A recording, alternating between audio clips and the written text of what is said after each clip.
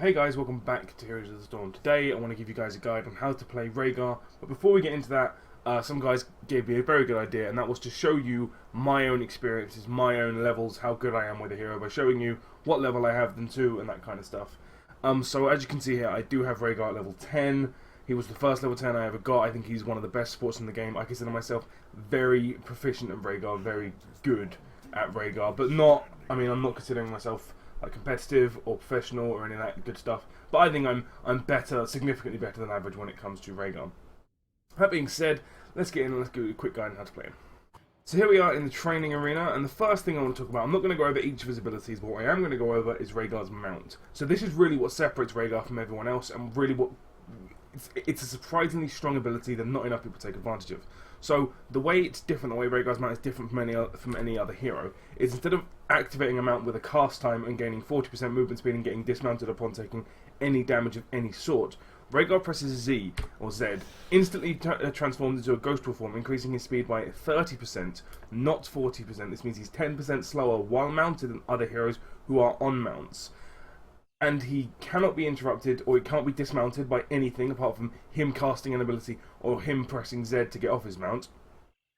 And if he deals a basic attack while in ghost form, so if he right clicks to get out of ghost form, that's another way you can get out of it, your basic attack, which brings you out of ghost form, will deal 100% increased damage. With this talent, you should never really be caught out by teams that don't have incredible chain stuns at low level. So in the laning phase, Rehgar is surprisingly proficient at keeping himself and someone else alive while you're being ganked. What you can do is you can throw on an earth, you can aggressively run towards the person who's trying to gank you. Throw down an earthbind totem, heal both yourself and the person in your lane up to a higher health, and then you mount up and run away. And run away to a length where you can keep your chain heal, which only has a 9-second cooldown, so if you do this well, you will be able to get another heal off, and then just heal them, continuously cast Earthbind Totem that has a longer cooldown of 15 seconds, and really just try and slow them down and get away as much as possible. But you yourself shouldn't have much of a problem. Excuse me. So if you're laning with someone like Valor, or Falstad, or someone who's got that kind of dash to get away, plus that with your ability to mount and just run away and not get dismounted and have it quite difficult to slow you down, you really shouldn't be caught out of position too much. Also, just use it all the time. If you're chasing someone down and people are having trouble getting on side of him, go into Ghost Wolf and start body blocking him. If you don't know how to body block, practice it. Basically, the way you do it is you just run along this way. You'll funnel them in the direction you're running, and then you try and just continuously do it. It means that they can run incredibly much further, like on a crazy, annoying path, which means that your team can get the kill. Sometimes it can screw you up if you're trying to land skill shots or something, and then someone body blocks him and he jukes a skill shot. But that's not. Don't worry about that. Just basically try and body block him. But that's a nice little advanced tactic you can do there. Until you get to a high level, never use your Z for increasing damage.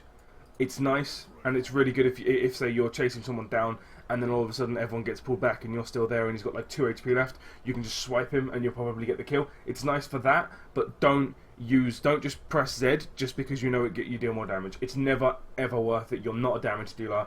Don't do it. So with that being said, let's go on to the build. So level 1 is kind of in my opinion, a very dull talent here. It's gone back and forth what talent you should take, and in my opinion, it is very much between Q, which just means you have more sustain. It's a surprisingly decent mana reduction. That's 25 mana reduction. That's, in my opinion, a lot. That's a really nice mana reduction you can get there. However, it is just nice and dull. It just means that you can cast them a little longer. So this will be one of your abilities if you have a team which you don't think is going to benefit from the other talent that much. And the other talent is going to be Healing Totem. Now, Healing Totem is really nice just because it's free, doesn't cost a mana cost, and it heals 20% of everyone's HP as long as they stay within the area. When this was 30%, this was the go-to talent. It used to be 2% for 15 seconds, and then it was 3% for 10 seconds, and it was 3% for every... Oh, it was something stupid. Now it's only 20%.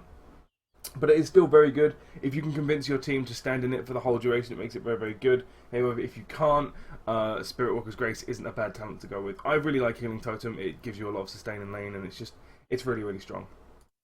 No, it doesn't give you staying lane. The other one gives you staying lane. It's a really strong talent. You can use it to just like swing the tide of team fights to heal your team up just before a team fight and all that good stuff. At level 4, there's only really one talent to go with, and that's going to be Feral Heart. This used to be 100%, and it recently got nerfed to 75% mana and health regeneration, but it's still really useful. Once you take this, and this is quite an important thing, if you find yourself low on either health or mana, don't be afraid to just go and Ghost Wolf and just sit nearby, waiting and making sure that you're available if your team needs you, but you are just sitting on the outskirts of something. What I like to do with Rehgar, and this is kind of controversial, but I really like to do it, I think it's incredible, is try and keep your health and mana at the same position on the bar. What this means is that because because you don't have Conjurer's Pursuit or anything else that increases your mana, your health and your mana tend to regenerate at the same percentage rate, i.e. 0.5% a second. And so if you can keep them at the same rate, when you go into your mount form with Feral Spirit, they'll just regenerate faster, and you always want to be regenerating, so to speak. And you can do this quite efficiently just by spamming your Q on anyone. And if your mana's too high, just heal everyone to loads. If your health is too low, if your mana's too high, you can just heal yourself. And if your mana's too low, you can either just tank or just go into Feral Spirit or use a healing fountain or something like that. Really, really useful way to think about it. It makes life easier, but don't be afraid to go into Ghost Wolf before, or don't be afraid to just not go into Ghost Wolf. But not, in my opinion, not enough people take advantage of Feral Heart. Too many people spend too much time out of Ghost Wolf when they really should be in Ghost Wolf because their damage doesn't really contribute that much to it. If you see me playing Rehgar, you'll see me quite often when people are taking mercenary camps or whatever. I'll be in Ghost Wolf, zoning or scouting or just in a brush nearby, just regenning as much as possible because my damage doesn't help that much and my healing won't be needed, but it's nice for me to just have me there. At level 7 again there's only really one talent, that's going to be Earth Shield. The other ones are cool. Obviously Cleanse is always a useful talent if you're going up against a team that has incredible lockdown. Forward momentum is going to be quite nice. This does decrease it by a whole 1 second, but it's very difficult to get basic attacks off without you spamming Ghost Wolf, which you can only use once every 3 seconds. So Earth Shield's going to be good, which means you have more healing, and more healing is really, really nice. The range on Earth Shield isn't incredible. The range on heal is slightly bigger, but it is going to mean that you can throw down a nice little bit of shield on a tank, and having a shield as a heal is really, really nice anyway. Level 10, Ancestral Healing. Bloodlust is good if you want to have fun and you want to have like a crazy team fight winning comp and you have comms with everyone. Try it. But if you don't, Ancestral Healing is just incredibly good. 70 second cooldown for, in my opinion, a better Divine Palm. It has slightly more range than Divine Palm. After a delay, it heals them rather than after 1 second. So it's quite a hefty delay. But if you can cast it on someone when they're about to die, when they're suffering loads of burst and they get healed up to max, it's just like that's it. That team fight is won. The way I see it is, it's an ult. If someone's used an ult to try and kill someone and you heal them with Ancestral Healing, you win. You trade 1 for 1 and you've healed someone up to max and their ult's been useless. So yeah, try and cast it, as I say, a little bit before.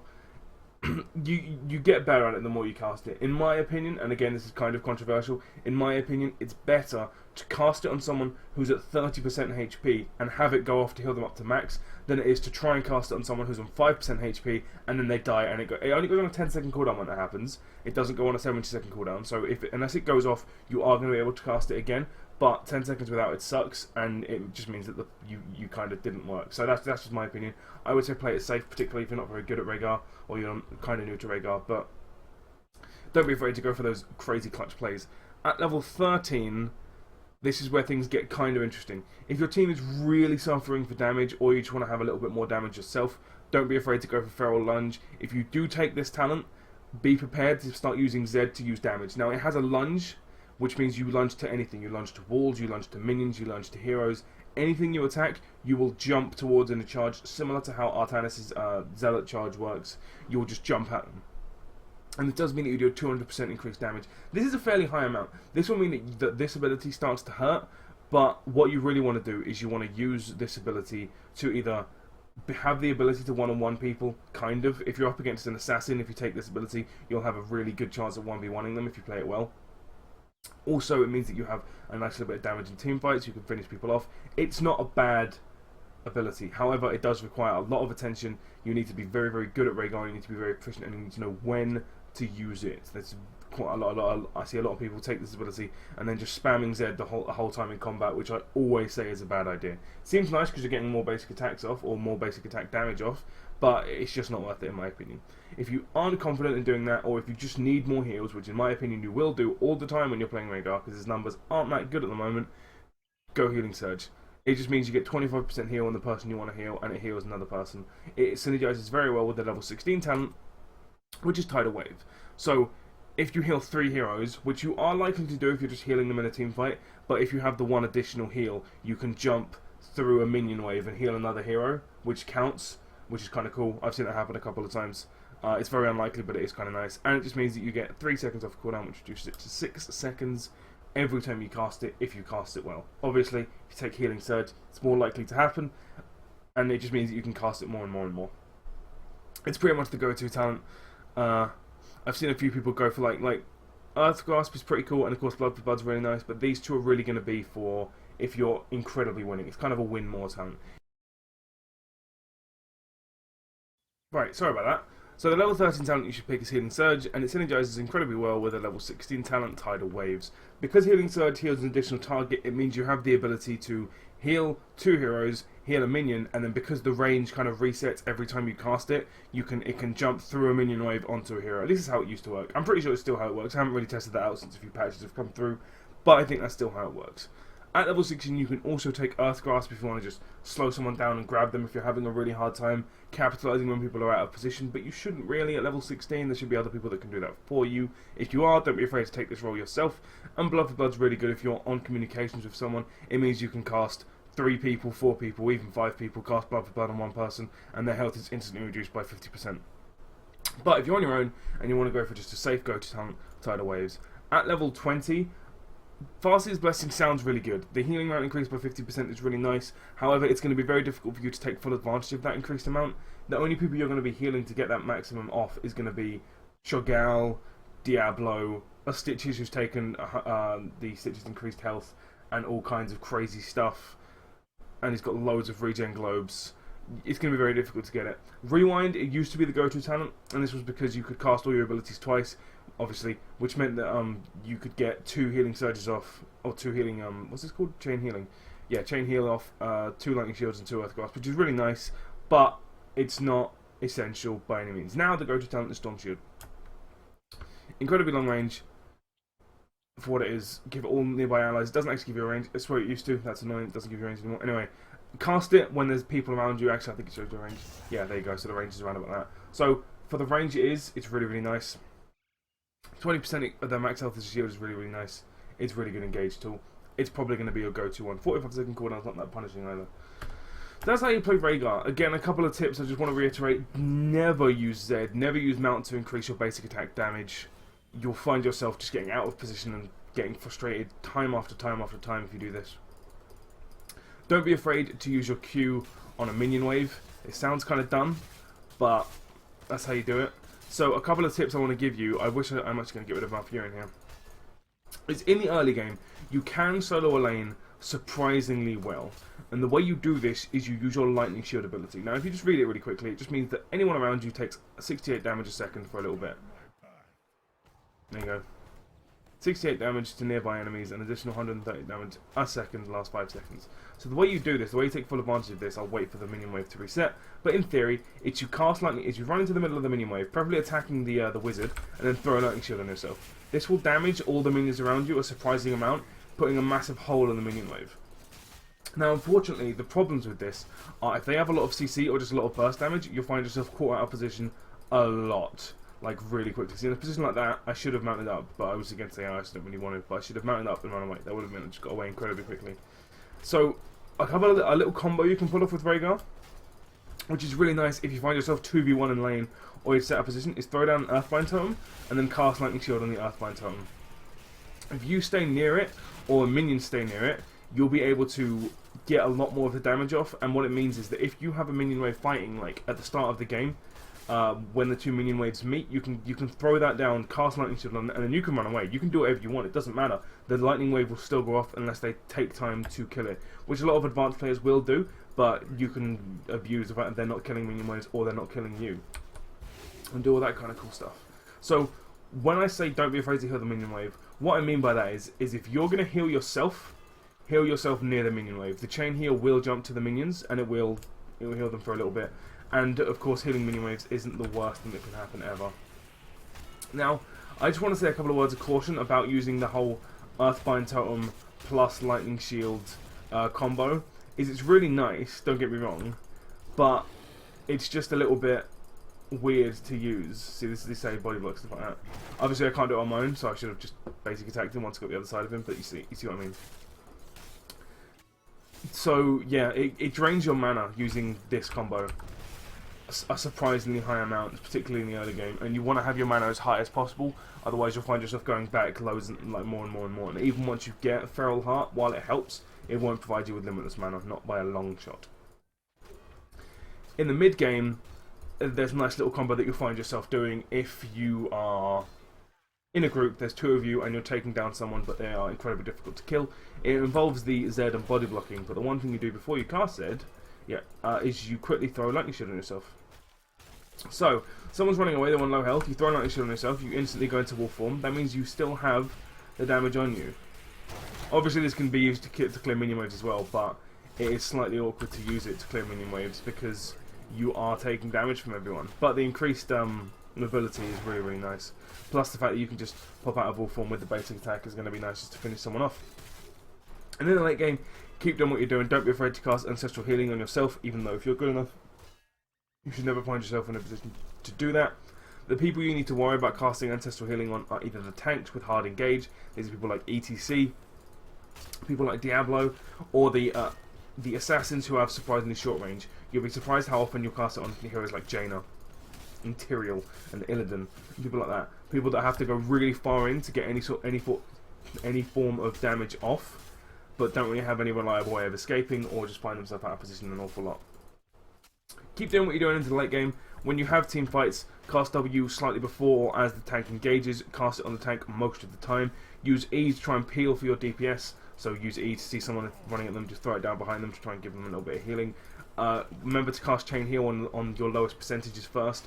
Don't worry about your tanks too much. If you have Ancestral Healing, don't be afraid to just let your tanks get really low and then cast Ancestral Healing on them while using your Chain Heal to heal your backline most of the time. Throw down a Healing Totem either before or after or sometimes during a team fight. Problem with it is it will just get AoE down or just get one basic attack and it'll be dead. Which is something you don't want to happen at all. So, yeah. Be careful about that. Using Storm Shield early is quite nice.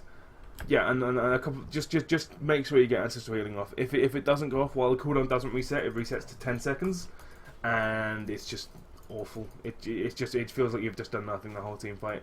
So yeah, give him a go. He's crazy strong. He's crazy fun. He's just the numbers. In all honesty, the numbers are a little bit below heroes like Uther at the moment, but I'm sure that'll get balanced out. And if you get good at him, when he becomes top of his class, he is really, really strong. Thank you for watching. Thank you to whoever suggested I do a guide on Rehgar. Wow, on Rehgar. If you have any other heroes you want me to cover, please let me know. I'll be doing more of these as often as possible. Thank you once again for watching. I have Mr. G, and I'll see you next time.